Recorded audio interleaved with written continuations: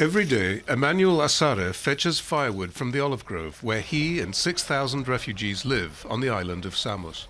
The camp was built to cope with 680. Most live in makeshift huts with no electricity or heat and rely on their wood fires for warmth. When you are eating, mouse come in, eat before you can eat. Nothing is good here.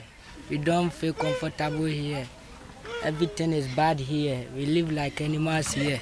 Asylum seekers, mainly from Afghanistan, Syria and Ghana, construct their own homes with timber and waterproof sheets handed out by charities. Sanitary facilities are few and the olive grove is littered with human waste.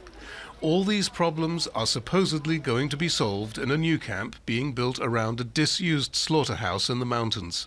But it's designed for 1,500 people, nowhere near the numbers currently on the island. That's because the 3-month-old Conservative government's new policy is never to have such overcrowding in future. Moria camp on the island of Lesvos is also at record numbers. 13,500 people are packed in and around the camp, more than 4 times as many as it was designed to house. The manager of the camp for the past 3 years agrees with the government about what the problem is. The answer, in a word, is a constant overpopulation. We never managed to remain at 3,000 as a state entity. We can never turn people away and tell them we're full. Someone has to receive them and register them and cater to their needs. Overcrowding creates tension.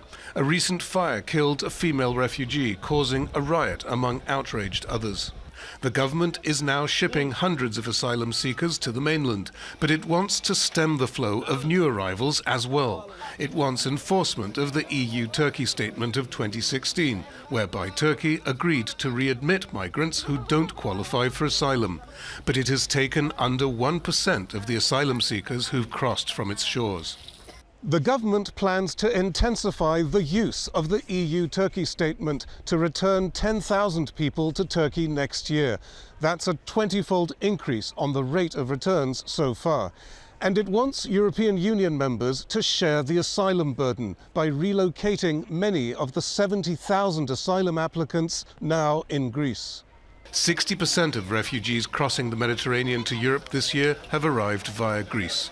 EU officials say solving the problem here is now the priority. Psaropoulos, Al Jazeera in the East Aegean.